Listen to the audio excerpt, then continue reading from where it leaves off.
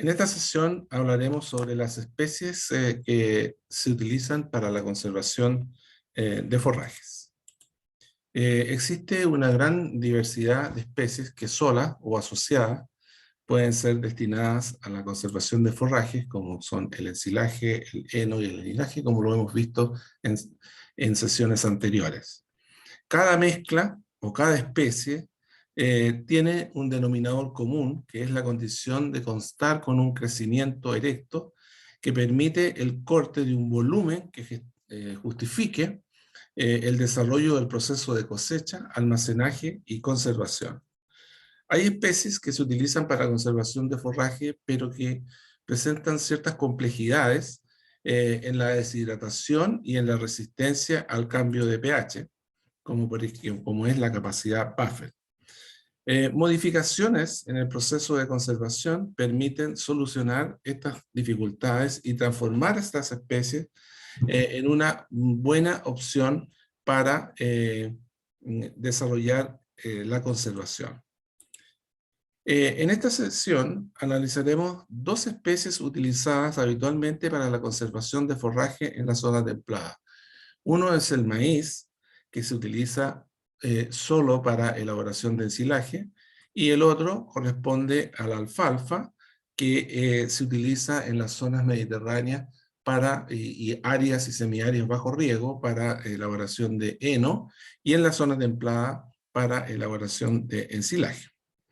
Analicemos primero el maíz, cuyo nombre científico es Sea maíz.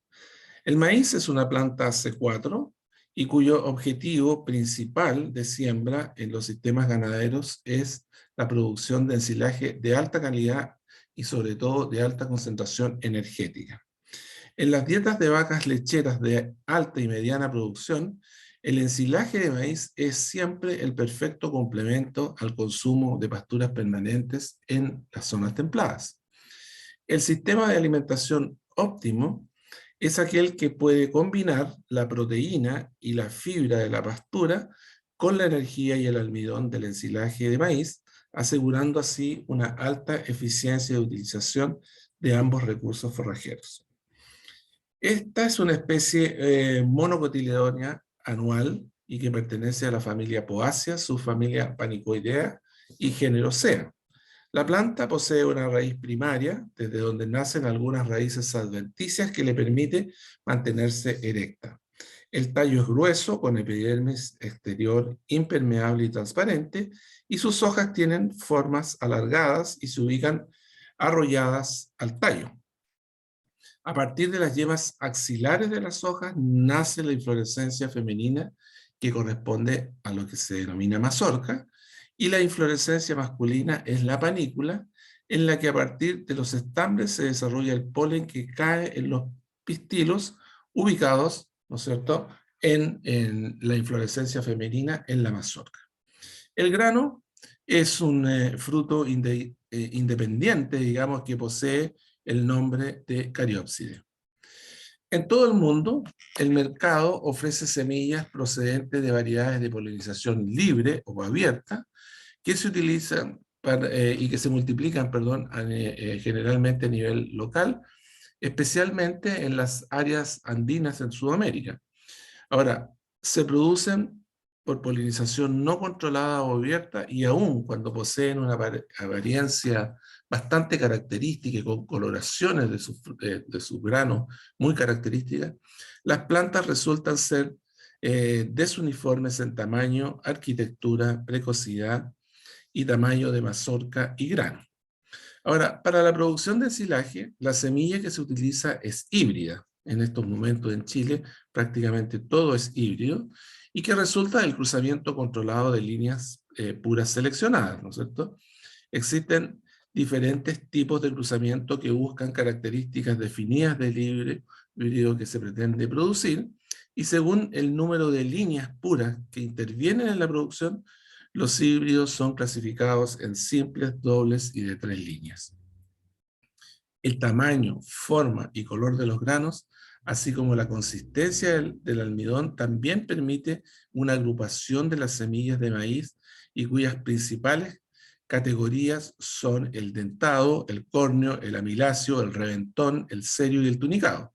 Bueno, en cada uno de estos grupos hay diversos calibres y que eso es muy importante conocerlo porque determinan el tipo de máquina y el disco de siembra que uno debe utilizar.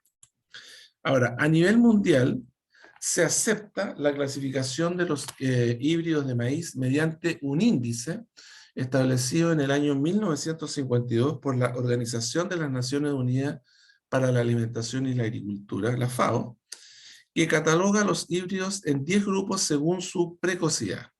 Y esta segmentación ubica a los híbridos según el índice FAO de 100 a 1000 y se basa en los días que se requieren entre la siembra y la madurez fisiológica medida en el cordón, en el cinturón maicero, el corn belt, ubicado en la región del medio oeste de Estados Unidos. Ahora bien, este índice incorpora la integral térmica que corresponde a la acumulación de grados días desde la siembra hasta la madurez fisiológica, momento en que el grano posee entre 30 y 35% de humedad. Ahora, según la zona, los híbridos pueden tener distintos índices, ya que el comportamiento depende de la acumulación de temperatura y las condiciones ambientales específicas del sitio, es decir, el fotoperíodo. Ahora, cada híbrido tiene su propia integral térmica, tanto para la floración como para la madurez fisiológica. Y así, aquí tenemos la integral térmica que indica el índice FAO y los días de siembra a madurez fisiológica, es decir, cuando tiene 30-35% de humedad el grano, para cada uno de los índices que corresponden a los maíces. Nosotros utilizamos normalmente el índice FAO que se utiliza en la zona templada, va desde 180 hasta 240, y ya en las zonas mediterráneas llegan hasta los 500, 600 y 700. Ahora, para que ustedes observen aquí, algunos híbridos de maíz para ensilaje ordenados según su precocidad, que se utilizan y que son comerciales hoy día en nuestra región sur, y que va desde el Filstar, que tiene 180, hasta Croissant, que tiene 250. Lo normal es que nosotros sembremos entre 200 y 225, es decir, Catarsis, LG, Coloris, Pioneer, Irinox, son los elegidos. Ahora, el maíz se establece en el mes de octubre, cuando la temperatura del suelo es superior a 10 grados Celsius, y para evitar el estrés térmico en el momento de la siembra, controlar además algunas especies residentes, malezas, digamos, ¿no? Y mejorar el mantenimiento de la humedad del suelo, se puede utilizar el acolchado o mulching de polietileno biodegradable ubicado en franjas sobre la línea de siembra del maíz.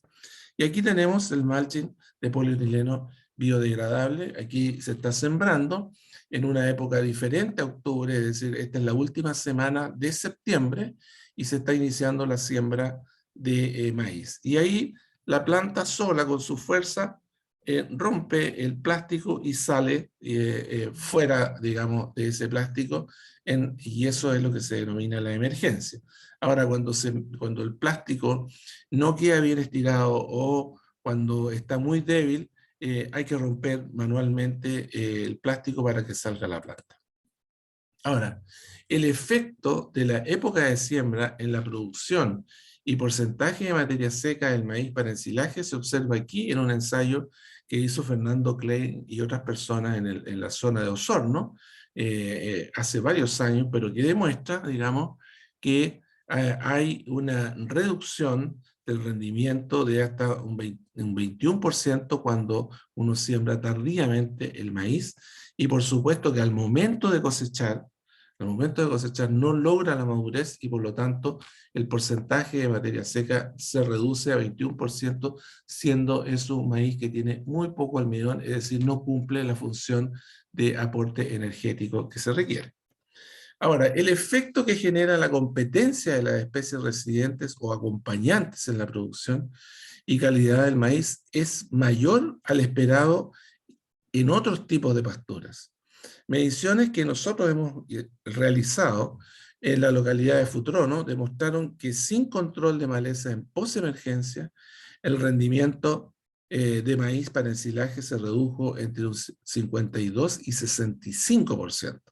Además, la presencia de este tapiz vegetal abundante en trilera aumenta el efecto de la helada, lo que se denomina centerrola helada, ¿no es cierto?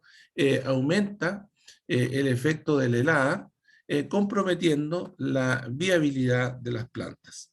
Y aquí podemos observar el efecto de la fertilización y el control de maleza en el rendimiento de maíz para ensilaje, realizado en la estación experimental de nuestra universidad en la temporada 2019-2020, después lo hemos repetido nuevamente, y ustedes pueden ver que sin fertilización y sin control de maleza el maíz produce prácticamente nada, 2,3 toneladas de materia seca.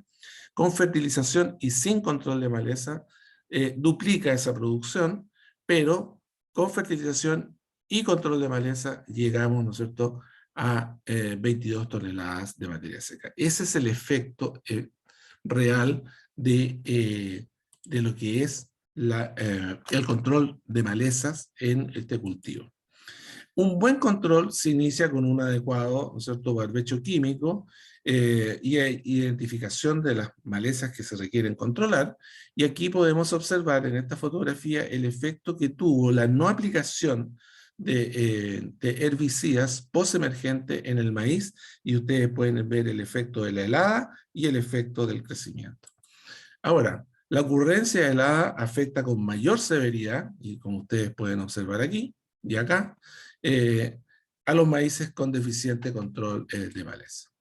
Ahora, la producción, el nivel de rendimiento que se puede lograr en Los Ángeles y en Futrono, es decir, en una zona mediterránea y en una zona templada, ustedes pueden observar que es prácticamente el mismo. La diferencia es que se utilizan híbridos distintos. Son híbridos en Los Ángeles, utilizamos híbridos que van desde 260 hasta 500 índice FAO, en cambio en Futrono usamos desde 180 hasta 240. La evaluación de híbridos en las diferentes zonas, ustedes los pueden observar aquí, bajo condiciones de riego, en ensayos de lado a lado, aquí un ensayo de lado a lado, ¿no es cierto?, midiendo distintos híbridos. Las coloraciones tienen que ver con la coloración misma del híbrido y también con las floraciones. Aquí se pueden ver las floraciones que son de acuerdo a la precocidad de cada uno. Bueno, el principal objetivo es la elaboración de ensilaje, y a diferencia de las praderas y pasturas que presentan el mayor valor nutritivo en estados vegetativos, en el maíz la calidad aumenta con el avance de la madurez. Entonces, el incremento del contenido de materia seca y la madurez del grano producen una disminución relativa de la fibra y un aumento en el contenido del almidón, que es la energía, ¿no es cierto?, que tiene como consecuencia también un incremento en la digestibilidad y en la energía metabolizable que aporta este cultivo, ¿no es cierto? Aquí está un ensilaje perfectamente craqueado y perfectamente picado para ser consumido por los animales. Ahora, el inicio del periodo de cosecha está marcado por el contenido de materia seca de la planta y determina el nivel de rendimiento y la calidad del forraje cosechado. El comienzo de la cosecha no debe ser nunca antes de que la planta presente un mínimo de 30% de materia seca, que coincide con la presencia de un 50% de línea de leche en el grano, ¿cierto? Y se considera óptimo cuando la planta completa presenta entre 33 y 35% de materia seca y el grano está endurecido en sus cuartas partes, como se puede observar en esta figura, donde ustedes pueden observar que este es el momento óptimo. Este es cuando uno inicia, que es 50% de línea de leche, ahí está, y este es el momento óptimo, ¿ya? Y la definición del momento de cosecha uno lo hace observando la mazorca. Y aquí uno tiene que tener claro dónde está el embrión y dónde está la línea de leche. porque aquí, si ustedes miran esto, ustedes dirían, bueno, entonces aquí está la línea de leche porque ahí está blanco y aquí está amarillo. No, este es el embrión. Por lo tanto, hay que mirar la parte de arriba. Ustedes cortan la mazorca en dos, miran la parte de arriba, y esta es la línea de leche ya está aquí abajo, que aquí abajo es lo que significa que está en este momento, en madurez completa. Bueno, ¿qué pasa con las cosechas tempranas cuando uno tiene menor a 28% de materia seca? Hay una reducción del rendimiento, una reducción del contenido de almidón, que es lo más importante, un aumento en los problemas de la fermentación, que es el maíz es una planta que tiene una ensilabilidad muy buena, digamos, un aumento por la pérdida de hongos en la cara expuesta y bordes de los ensilajes por el exceso de humedad, un incremento de las pérdidas por los efluentes del encilo, una reducción del consumo de materia seca de los animales porque a la misma cantidad de volumen va a tener menos materia seca, y una disminución en la palatabilidad generada por el mal olor del ensilaje. ¿Qué pasa cuando ahora yo hago cosechas demasiado tardías, con sobre 38% de materia seca? La cosecha de un material seco es difícil de compactar en el silo, se requiere reducir el tamaño del picado, es decir, la fibra tiene que ser más pequeña para lograr una mejor compactación. Hay un incremento de pérdidas de forraje en el campo porque está tan seco que cuando está la máquina funcionando vuela sobre todo las hojas que son de alta calidad, vuelan fuera del carro. Hay una reducción en la estabilidad del ensilaje porque realmente no está la humedad suficiente, y hay una baja digestibilidad porque hay mucha fibra y palatabilidad del ensilaje. Aquí la cosecha en estado óptimo, donde uno puede observar la planta absolutamente verde con un stay green de 8 a 9, es decir, totalmente verde la planta. Y acá la cosecha tardía que reduce la calidad y aumenta las pérdidas, pues ustedes pueden ver el maíz absolutamente seco, un stay green de 2 o 1, y por lo tanto es un maíz que está sobrepasado. Bueno, el maíz se ensila con máquinas que tienen un cabezal rotativo. Antes era en línea, pero ahora hoy día los cabezales son rotativos, es decir, pueden ingresar como quieran al cultivo. Posee un triturador de grano que tiene que ser muy bien regulado, poseen aplicadores de aditivos y velocidad acorde con el traslado, descarga y compactado del forraje. Hay dos factores determinantes en la calidad que son el tamaño de picado y la trituración de los granos, que se denomina en inglés el coarse cracking. En dietas que requieren fibras largas, el tamaño de picado se hace entre 20 y 25 milímetros, y en aquellas que no tienen ese requerimiento, el tamaño del corte se regula entre 15 y 20 milímetros. Ahí va, ¿no es cierto? Esta máquina está cortando a 20-25 milímetros, y ustedes pueden ver el estado del maíz totalmente verde, pero tiene 32% de materia seca, lo que hace que no va a haber ninguna pérdida importante, digamos, por el concepto de materia seca. Ahora, la trituración de los granos es un proceso que es mecánico y que va a mejorar el ensilaje, por supuesto, y la digestibilidad del almidón mediante la exposición del grano de maíz a las bacterias del rumen. Ahora, la tecnología Schergen es un método de ruptura que se hace con un implemento que se coloca en la cosechadora de forraje e incorpora dos rodillos que tienen entre 110 y 140 estrías de ranuras, espacialmente opuestas, y un diferencial de velocidad del 50% entre ellas. Y los cilindros tienen el objetivo de producir una longitud de fibra de 26 a 30 milímetros, pero los rodillos rompen los granos a una octava parte del tamaño normal. Entonces, eso ya hace un efecto muy positivo, digamos, en la digestibilidad y en la exposición del grano al almidón. La fibra larga que se corta se rasga y parte de la corteza se va eliminando. Entonces, con este proceso se logra una mejora significativa de la digestibilidad del almidón y la fibra al exponer las células internas de los granos, hojas y tallos a la actividad microbiana del rumen. Aquí tenemos Sherlach, que es el rodillo. Este es el rodillo, hay algunas maquinarias en Chile que ya lo tienen, y que es necesario considerar que va a estar regulado con un picado de 2,5 a 3 centímetros, que es superior al tradicional de 1,5 a 2 centímetros, como lo decíamos anteriormente. Ahora, ¿cuál es la gracia de esto? Que rasga, entonces genera lejos una mejor digestibilidad del material. Ahora, hay una relación entre el contenido de materia seca, la longitud del corte, la compactación y la pérdida de fluentes. En maíces que tienen contenidos de materia seca superiores al 38%, no tienen pérdidas de fluentes, obviamente, porque son muy secos, y para lograr una adecuada compactación, uno tiene que reducir mucho el tamaño de la fibra. Y con niveles de materia seca inferiores al 30%, es decir, con mucha humedad, la longitud de corte se hace más larga, con el objetivo de evitar las pérdidas por efluentes en el silo. Ahora, esto con la tecnología del core cracking tradicional y no con la tecnología que antes les mencionaba.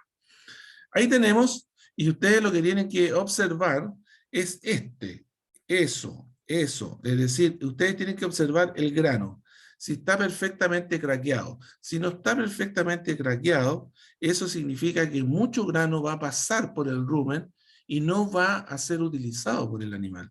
Y el grano tiene que estar trizado para que puedan actuar las bacterias ruminales, y ojalá partido para que la exposición del almidón sea más importante. Ahora, un tema que siempre se trata en los ensilajes de maíz es la altura del residuo. Porque uno dice, estamos perdiendo mucho, pero por otro lado, hay nutricionistas que solicitan una mejor digestibilidad, una mejor calidad, y dicen que hay que elevar la altura de corte. Pues bien, dependiendo del objetivo que tenga el ensilaje, en la dieta de los animales se establece la altura. Elevar la altura permite aumentar la eficiencia de trabajo de la máquina, porque va a cortar una planta con menos lignina en su base, reduce el desgaste de la maquinaria y maximiza la producción individual de los animales a través del aumento de la concentración de nutrientes y la digestibilidad de la fibra. Pero va a reducir la producción. Y nuestras mediciones que hemos desarrollado en diversos predios de la zona templada donde se trabajó con este cambio en la altura de residuos, observamos que aumentar la altura de residuos de 20 a 40 centímetros redujo en un 10% el rendimiento total cosechado y aumentó en un 4% la digestibilidad de la fibra. Bueno, el aumento en la altura, entonces, genera una reducción de rendimiento y una mejora en la digestibilidad, y por lo tanto ahí es donde uno tiene que pensar qué es lo que quiere para la dieta de los animales.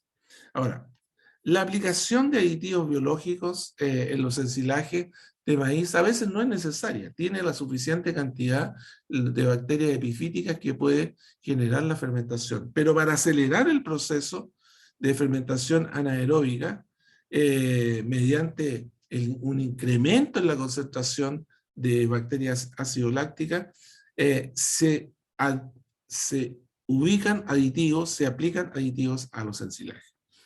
Además, estos aditivos, como tienen Lactobacillus plantarum, como vimos en nuestra sección de aditivos, Lactobacillus plantarum y Lactobacillus buchineri, reducen las pérdidas producidas por el impacto aeróbico que tiene lugar cuando se produce la apertura del silo. Entonces, esta doble acción se logra con estas dos bacterias. Ahora, en la elaboración del ensilaje, nosotros tenemos que considerar que este proceso involucra la cosecha de un forraje fresco que tiene un pH neutro y que debe ser conservado en condiciones anaeróbicas, es decir, sin oxígeno, a pH ácido. Entonces, el oxígeno es eliminado por la compactación y es el enemigo número 1 de los ensilajes, ya que no permite el desarrollo de una fermentación anaeróbica. Reduce la opción de conservación del forraje e incrementa las pérdidas por, obviamente, deterioro aeróbico. Entonces el proceso de recolección de forraje fresco y la ubicación en las estructuras de almacenamiento tiende a oxigenar el volumen ensilar. Entonces la eliminación y desplazamiento de ese oxígeno es una labor crítica que se debe desarrollar en forma rápida, pero la rapidez también tiene que ser eficiente. ¿En qué sentido?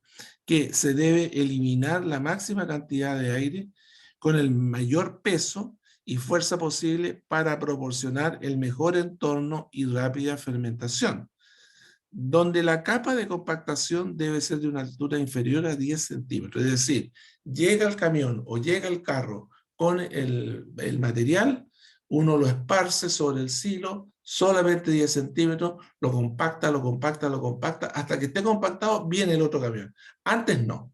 Es decir, porque si ustedes van acumulando capas y capas de ensilaje sobre el silo, se va produciendo una esponja, un esponjamiento del material y no va a salir el aire como corresponde. Entonces, ¿cuál es el objetivo de la compactación? Es buscar una densidad superior a 250 kilos de materia seca por metro cúbico. Y el proceso de compactación se hace, ¿no es cierto?, con estas maquinarias y, como ustedes pueden observar, llega el camión, esparce y por lo tanto aquí tiene un esparcidor y viene la compactación quedando así el ensilaje. Ahora, la etapa final del proceso de elaboración es el sellado y es considerado un momento crítico ya que corresponde al proceso en el que se impide finalmente el paso del oxígeno a la masa ensilada. Antes de poner una doble capa de plástico, ¿no es cierto?, en la superficie superior del silo, se rocía con ácido propiónico o se asperja con ácido propiónico para evitar la proliferación de microorganismos, reducir la formación de micotoxinas y disminuir las pérdidas de nutrientes.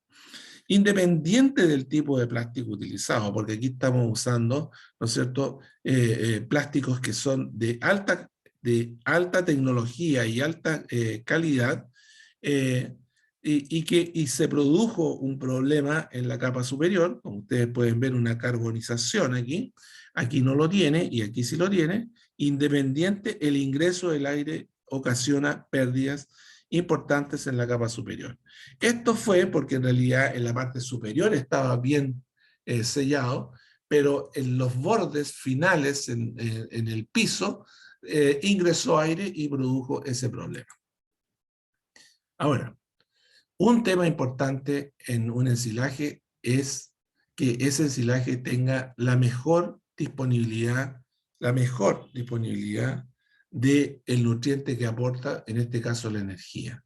Y en el ensilaje de maíz, el tiempo mínimo entre el sellado de un ensilaje y su apertura son 60 días. Y está relacionado con la digestibilidad de la materia seca y del almidón principalmente.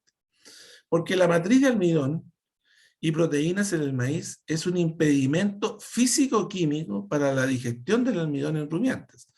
En el maíz, las ceínas hidrófogas son proteínas primarias en la matriz del almidón y comprenden entre el 50 y el 60% de las proteínas totales. Envuelven al almidón. Y las ceínas, que son las prolaminas, ¿no es cierto?, se localizan en la superficie exterior de los gránulos de almidón y su desarrollo produce el encapsulamiento del almidón. Entonces, ¿qué es lo que pasa? En el ensilaje se produce una proteólisis, que es producida por la fermentación ácido-láctica, que degrada las proteínas y permite el acceso a los gránulos de almidón de los microorganismos del rumen, una vez que el animal lo va a consumir. Entonces, este proceso se produce en forma escalonada y a partir de los 60 días en que la matriz proteica se degrada, se libera parte del almidón, mejorando su disponibilidad y su digestibilidad. Habitualmente esto no se respeta porque siempre existe escasez de forraje y los ensilajes de maíz se abren a los 15 o 30 días después de haber sido sellados. Pero la apertura temprana reduce las posibilidades de aprovechar en forma eficiente los nutrientes, en especial el almidón, y en el proceso fermentativo el ácido láctico alcanza su máximo nivel a los 4 meses después de hecho el ensilaje, y la digestibilidad de la materia seca, FDN y almidón aumentan gradualmente hasta los 6 meses. Es decir, los ensilajes que nosotros usamos tardíamente, es decir, en el mes de septiembre, octubre, noviembre, diciembre, enero, son ensilajes que realmente tienen una cantidad de nutrientes ahora disponibles para el animal y fácilmente utilizable por las bacterias ruminales, mucho más alto que lo que uno abre durante pleno invierno. Bien, la calidad de un ensilaje de maíz depende de la eficiencia del proceso de elaboración y la composición nutricional de las plantas. En el proceso, los factores más importantes son el tamaño de picado, el uso de los aditivos, la compactación y el sellado, como ya lo hemos visto. Y en la composición nutricional influyen la nutrición del cultivo, las características del híbrido y el estado fenológico que se encuentra en las plantas a la cosecha, que es un indicador del contenido de materia seca, carbohidratos, capacidad buffer, entre otros. Pues bien, ¿qué es lo que debe tener un ensilaje? ¿Cuál es lo que uno espera en el ensilaje de maíz? ¿Cuáles son los parámetros que uno espera tener en un buen ensilaje de maíz?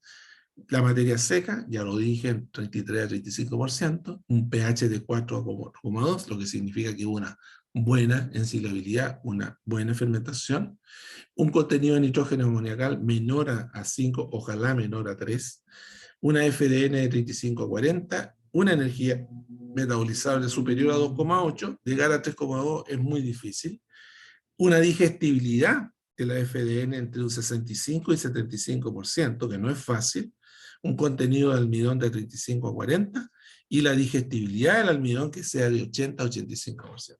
Y ustedes nunca van a encontrar digestibilidades altas de almidón en ensilajes evaluados, medidos tempranamente.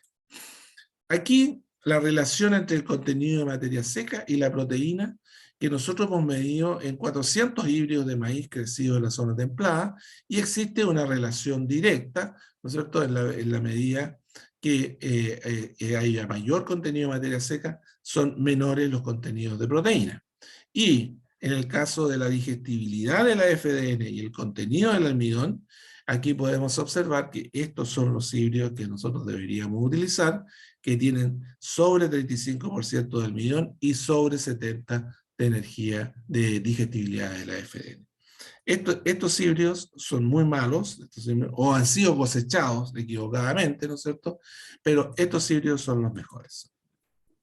Y el consumo del ensilaje de maíz demuestra todo, digamos, la aceptabilidad del ganado, la palatabilidad que tiene el producto, en realidad estimula, digamos, a producir maíz para ensilaje. Bien, ese es el proceso, ese es el maíz para ensilaje. Ahora veamos la alfalfa. La alfalfa que, como ya les mencionaba, que es destinada a la elaboración de heno en las zonas mediterráneas principalmente, y elaboración de ensilaje en las zonas templadas. La alfalfa medicada sativa es una planta C3. Vimos una C4, ahora vemos una planta C3.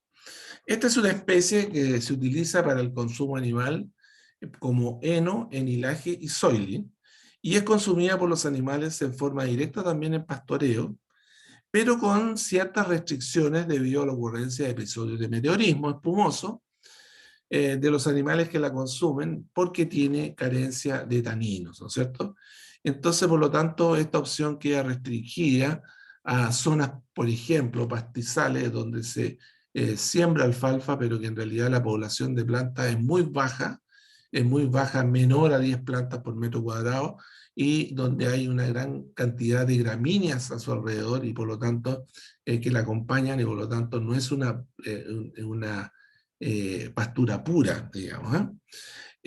Otra de las formas de utilización de la alfalfa es a través de pellets, ¿no es cierto? O los cubos o briquetas tan utilizados en la ganadería equina, todos ellos productos compactados y deshidratados de alta densidad. Ahora, la alfalfa es una planta herbácea que tiene un crecimiento erecto y cuyos tallos nacen de una corona, ¿no es cierto?, muy fuerte, y que se caracteriza por ser una especie de enraizamiento profundo, capaz de crecer a altas temperaturas, pero con agua, lo que le permite tener un gran desarrollo en el periodo estival en suelos húmedos o con riego. Es capaz de soportar periodos prolongados de sequía y su crecimiento se detiene con temperaturas inferiores a 1 grado. Aquí tenemos la típica curva de crecimiento de la alfalfa, donde su concentración está a fines de primavera y verano, independiente, digamos, de la zona donde se encuentre. Lo único que tiene que tener es la suficiente humedad para lograr una alta tasa de crecimiento. Pues bien, la alfalfa, para hacer un buen forraje conservado, necesita ser ensilada como enilaje, es decir, sobre 35% de materia seca.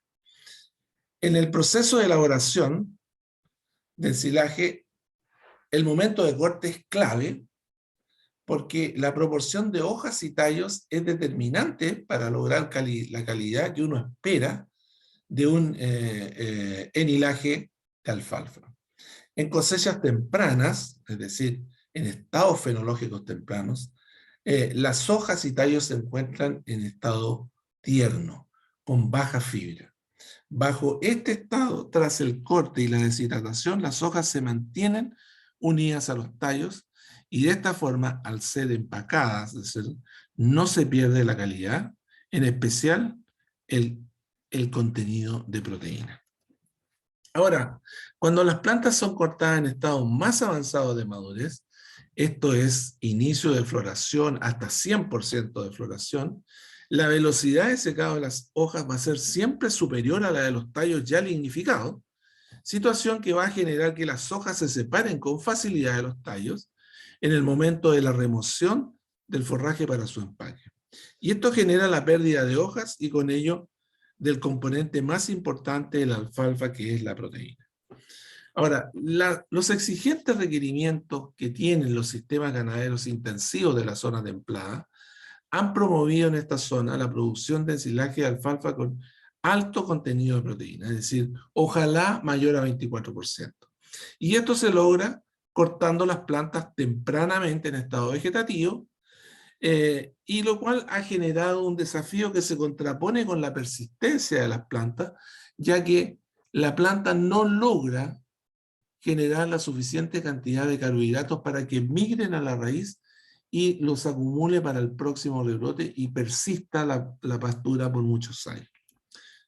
Ahora, la alfalfa cosechada en estados vegetativos con hojas turgentes y tallos delgados, muy poco lignificados, no permite a la planta el almacenamiento adecuado de los carbohidratos, creando un balance negativo que reduce las opciones de recuperación post-utilización. En esta condición de cosecha, el nivel de rendimiento anual de la pastura disminuye hasta en un 60%, lo que significa, en una zona templada normal, digamos, una producción anual igual o inferior a 10 toneladas de materia seca. Y una rápida reducción de la población de plantas generada por esta intensidad de uso. Ahora, veamos el efecto del momento del corte en el rendimiento anual de alfalfa en 5 localidades de la zona templada, considerando que en las 2 primeras, que es Temuco y Villarrica, se aplicó riego durante el periodo estival, y que este es un promedio de 4 temporadas. Valdivia, Futurón y Osorno, plena zona templada, son áreas que no fueron regadas a la alfalfa, y ustedes pueden observar que en estado vegetativo, es decir, en ese estado donde uno logra un contenido de proteína superior a 22% por lo menos, el nivel de rendimiento que se logra no supera las 10 toneladas de materia seca en ninguno de las localidades medidas. Ya cuando pasamos a 10% de floración ya estamos en 15, en 50% ya estamos llegando casi a 19, y en 100% ya superamos, ¿no es cierto?, las 22 y podemos llegar hasta 30 toneladas dependiendo, digamos, de las condiciones climáticas y la nutrición del suelo. El momento óptimo de elaboración de un ensilaje de alfalfa de alta calidad es este, en estados vegetativos, así, para lograr calidad. No estamos hablando de volumen, calidad. Porque ustedes observan en la fotografía que las hojas están ligadas, están unidas a los tallos, no se ha caído, si ustedes observan acá, no se ha caído y esto está listo para ser empacado. Es decir, ya pasó todo el proceso del hilerado y pasó todo el proceso del corte, deshidratado, hilerado, listo para cosechar, para empacar, perdón. El enilaje, ¿no es cierto?, como lo vimos en la sesión anterior, es una forma de utilización que se ha adoptado en la zona templada como resultado de una necesidad de reemplazar las fuentes de proteína tradicionales y sobre todo que cambian su precio, fluctúa su precio muy fuerte durante el año. Y este enilaje presenta niveles bajos de fibra, alta digestibilidad y contenido de proteína que pueden llegar entre 24 y 28, para ser más exacto, digamos, sobre 20%. Sobre 20%. 28 es un poco difícil, pero se puede lograr. Ahora, en el proceso de elaboración, solo las malas condiciones climáticas, hay que tenerlo claro, impiden que el material no se coseche en forma oportuna. Las plantas, una vez cortadas, son fácilmente deshidratadas porque es una planta muy tierna. Y lo más importante, recuerden que en las primeras horas es cuando se produce la mayor deshidratación. Y lo más importante es que existe una baja pérdida de hojas, situación que permite lograr el objetivo de calidad que uno espera. Entonces, la adopción de esta tecnología en cortes tempranos no es habitual, dado que supone disminución de rendimiento, persistencia y estabilidad de la postura. Es por esta razón que para evitar las pérdidas de persistencia se cosechan con un 50% floración, 10% floración, y que donde hay una recuperación de los carbohidratos de reserva. Entonces, ¿qué es lo que tiene que hacer uno finalmente? Es que de los 4 cortes que hace durante la temporada en la zona templada, uno de ellos lo debe dejar florecer y los otros 3 los debe destinar a alta calidad, con el objetivo de lograr que haya una recuperación de carbohidratos de reserva a nivel de la corona y de la raíz. Aquí está la pastura de alfalfa, como ustedes pueden observar, en estado absolutamente vegetativo, lista para ser cosechada. La pastura aquí en inicios de floración, lista para ser cosechada. Y la siega de la pastura se realiza con condiciones adecuadas, climáticas, y se hace con segadora de disco, como ustedes pueden ver ahí, y con rodillo, acondicionador liso o helicoidal, o sea, ranurado, pero no con dedos. Aquí está el estado óptimo, que ya se lo había mostrado, ¿no es cierto? Ahora en una visión más general. Aquí haciendo una cosecha con windrower, y acá es una cosecha tradicional. Y las plantas, cuando uno las deja madurar, llegar a 50% de floración o con mucha lignificación, lo que sucede es que las plantas, con el peso de la humedad de la mañana, no logran soportar la altura y son tendidas por efecto del viento y la lluvia y no permiten un corte limpio. Y aquí está el residuo chascón, ¿no es cierto? Totalmente chascón, que genera el daño del paso de la segadora de disco, que corta siempre por impacto, ¿no es cierto? Como ya lo hemos visto. Aquí las plantas segadas en estado vegetativo, esto ya no es el caso anterior, presentan una alta proporción de hojas, como se puede observar en la fotografía, y el secado es muy uniforme, como se puede observar aquí. Ahora, en este estado, la pérdida de hojas es absolutamente mínima, y uno lo ve ahí, ¿no es cierto?, que hay muy poca hoja perdida, y la alta proporción indica que el contenido de proteína será superior a 20%, pero no sabemos a cuánto qué porcentaje va a tener hasta que no se haga el análisis, pero estamos claros de que va a ser superior a 20%. Y la deshidratación de la planta en estado es uniforme y permite mantener las estructuras unidas. ¿Se fijan? Las hojas unidas a los tallos, y por lo tanto no hay pérdida del principal componente que aporta la proteína, que es la hoja. Ahora, el hilerado siempre se va a realizar a baja velocidad y procurando que las plantas presenten cierta humedad, es decir, no durante a pleno sol, sino que en la mañana y en la tarde, para evitar la caída de hojas. Y respetando las normas de velocidad y momento de hilerado, la pérdida de hojas será mínimo y en el proceso del hilerado, como se puede observar aquí. Ahora, la adición de aditivos biológicos es una labor obligada en la evaluación del ensilaje porque recuerden que tiene una alta capacidad buffer, es decir, le cuesta mucho bajar el pH por su condición, ¿no es cierto? Y por lo tanto, la colecta y empaque, donde es muy importante el tamaño de la fibra, en ese momento es cuando uno tiene que aplicar el aditivo como lo podemos observar aquí. Va asperjándose sobre la hilera. Bueno, el sellado debe considerar la doble capa de plástico, esto es 24 vueltas de plástico por bolo, y la falta de deshidratación, uno la observa en la coloración. Este está muy poco deshidratado y la humedad al tacto indica que esta va a ser un mal en hilaje, un mal en hilaje. Y ese exceso de humedad uno lo observa en la máquina. Esta máquina que es de correa, de disco y de correa, ¿no es cierto? El exceso de humedad eh, se ve en el empacado porque se observa en la máquina emboladora que va quedando va quedando muy sucia con material pegado y se va formando una pasta aquí y eso indica que estamos haciéndolo mal, que no lo estamos haciendo bien. Bueno, la estructura y color del residuo demuestra la calidad del producto que se elaboró. Buena calidad, mala calidad. El bolo perfectamente con todas sus aristas, ¿no es cierto? Con todo, totalmente formadito. Acá un poquito menos formado, pero también formadito significa que está sobre el 35% de materia seca. Esto tiene sobre 40%.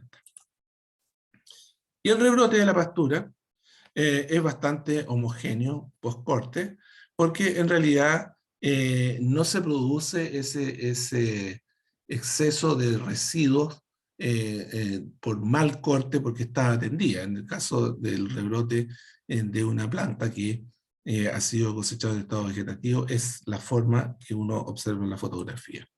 Ahora, la evolución del rendimiento de la alfalfa, ustedes lo pueden ver aquí. En la primera, con 3 cortes, el primer año, con 3 cortes, se lograron 5 toneladas de materia seca y solamente 23 bolos. En la segunda temporada se lograron 8 toneladas de materia seca con 33 bolos. En la tercera temporada, 42 bolos con 12 toneladas de materia seca. Y en la quinta temporada, 8 toneladas de materia seca con 30 bolos. Bueno, ¿qué significa esto? Que en realidad, en promedio de estos años se han cosechado 8,8 toneladas. Este es un ensayo desarrollado en 52 hectáreas. Estamos evaluando el efecto de cortar temprano con alta calidad y el número de bolos que nosotros logramos hacer. Ahora, el efecto al momento del corte en el contenido de nutrientes de un ensilaje de alfalfa lo podemos ver acá. Primero, veamos el contenido de materia seca, cómo va aumentando hasta 54%. El contenido de proteína, cómo va disminuyendo por efecto del momento en que se cortó. El contenido de fibra, cómo cambia. La digestibilidad de la fibra, cómo baja. Y por supuesto, la energía metabolizable, hay un aumento en ciertos niveles. Ahora, la alfalfa es una planta que tiene que ser cortada y deshidratada para hacer un buen ensilaje. Un ensilaje con 28-25% de materia seca son muy malos. Y hay que tener aplicación de aditivos obligados. Es decir, eso obligado porque su capacidad de buffer es muy alta, entonces le cuesta mucho bajar el pH. Y estas son dos especies, una leguminosa y otra gramínea. Una con corte directo y la otra con corte predeshidratado para elaborar ensilaje, y que creo que es importante entender el proceso y contrastarlo, digamos, las diferencias que hay. uno energético y el otro proteico.